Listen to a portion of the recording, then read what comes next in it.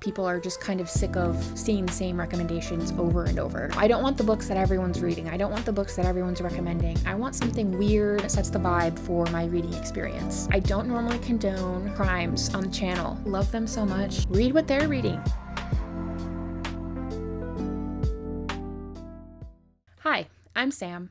There's quite literally no one asking me to do this, but I've gotten several comments over the last few months asking me how I find the books that I read. And I think this might be because I read somewhat obscure books or weird books, and I think in general it seems like people are just kind of sick of seeing the same recommendations over and over, and I'm including myself in that population as well. So I thought it would be kind of fun for me to make this video with some tips and tricks that I use and implement in my reading and everyday life in order to not only find new books and new authors, but to really try to maximize my enjoyment and sort of guarantee as much as possible that I'll actually enjoy the books that I'm selecting. So whether you are a relatively new reader or someone who feels very secure and established in their taste, I hope that there's still at least something in this video that you might be able to take away from it and incorporate into your reading. The first thing that I'll recommend is this video that I saw a couple years ago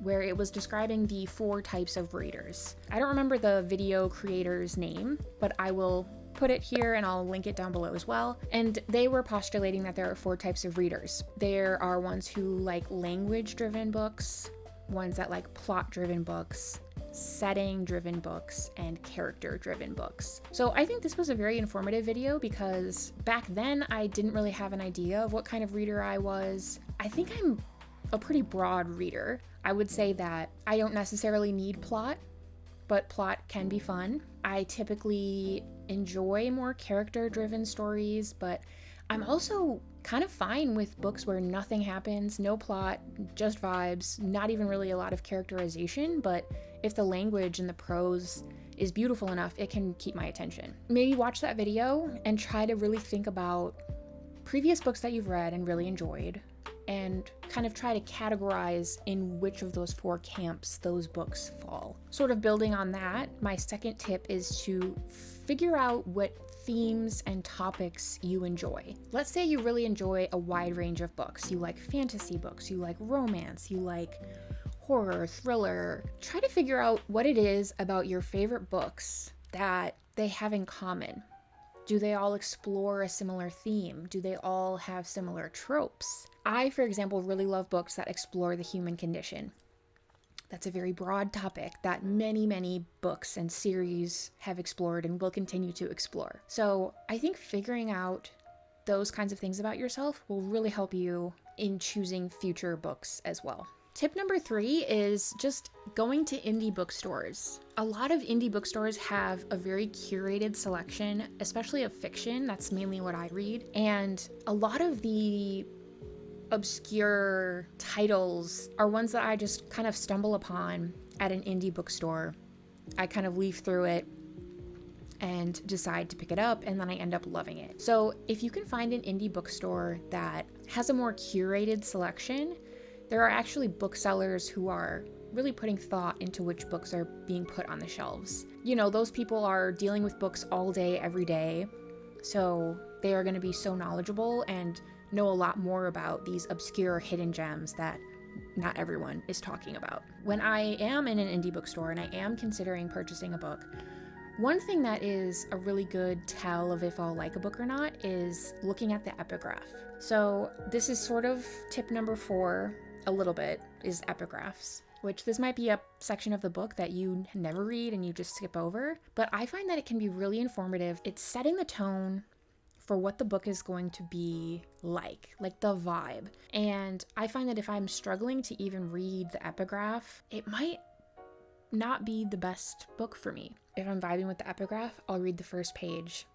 And then I've just gotten to a point where I just know, based on those 2 parameters, whether I'm going to vibe with the book or not. So again, it's probably because I am fine with a book that doesn't have plot, that doesn't have characterization. If the language pulls me in though, I know I'm gonna be okay. So if you are a more character and plot driven reader, then I guess the epigraph might not be as informative for you and whether or not you'll like that book.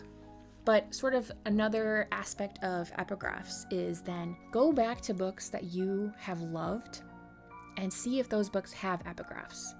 And if those epigraphs are from a portion of a different book that you have not read, consider checking out that book, because clearly the author of the book that you love was inspired by that book, and thus you might also enjoy that book as well. So I feel like people don't really talk about epigraphs that much, but I love them so much. I really don't think you should skip them. Definitely read them. I don't know, it's just so fun. It like sets the tone, it sets the vibe for my reading experience. Number 5 is stalking. Okay, I don't normally condone crimes on the channel, but I want you to cyber stalk your favorite authors. And what I mean by this is, if you use Goodreads, for example, go to your favorite author's Goodreads. What are they reading? What have they read and rated really highly? I recently stalked Amelia Gray. I love Amelia Gray. She wrote Threats. That's my favorite book of all time. I stalked her on Goodreads, and I have picked up some books that she rated 5 stars. I will say this is sort of like still in the test phase because I haven't read any of those books yet, so it's unclear if this is actually a very viable suggestion, but I think it has legs. I think there's something to it there. So number 5 is stalking. Go stalk your favorite authors. What are they reading? What are they loving? Get inside their brains, because clearly there's something about their brain that you love. So read what they're reading. Number 6 is go to your library, and not just your library, but go to your library website, and I can almost guarantee there is going to be a section in your library website where you can ask a librarian to recommend a book to you. So it might look different between library systems, but on my library website, it's a link that says your next favorite, and you can request recommendations, I think, for music, movies, and books. And it's pretty comprehensive. You can kind of put as much or as little information as you want. I think it asks, like, what are some books that you have read and loved? What are some books that you've read and didn't like? Do you like reading series? What are some, themes you like? Again, you can give as much or as little information as you want or are able to. And then a librarian will literally email you and say, hey, here are 5 books that I think you should read. Do you want me to place them on hold for you? So really start using your library more often. And if you are wanting really niche, hidden gems, put that in your request. Say, I don't want the books that everyone's reading. I don't want the books that everyone's recommending. I want something weird, or whatever you want. I am always just defaulting to what I want, which is weird and something that I and no one else has ever heard of. And then lastly, obviously, if you can find booktubers who have similar taste to you, that is very valuable. I find that there aren't a ton of booktubers with very similar tastes to me, but once you can kind of figure out, like, okay, this person, we have similar taste in horror, or this person, we have similar taste in literary fiction, then obviously just keep watching them and keep reading what they're recommending. I guess I could list some booktubers who I have been getting some recommendations from recently. I always love Angie at Maybe I'll Read Today, Frankie at Frankie's Shelf, Scott at Gunpowder Fiction and Plot, and then a recent booktuber who I found and have been really enjoying their channel is Olivia at AV Club. So again, this is probably like, duh, Sam, I know this already. Of course, you all know about booktube and booktube recommendations, but I thought I could just use this section to shout out some booktubers who I watch. So I know this video was a little different, but I hope you still liked it. And in fact, you can like this video if you want. You could comment. What are some other tips and tricks that you use to find hidden gems and the books you love? You could subscribe, you could watch my other videos, and I'll see you in whatever video I make next.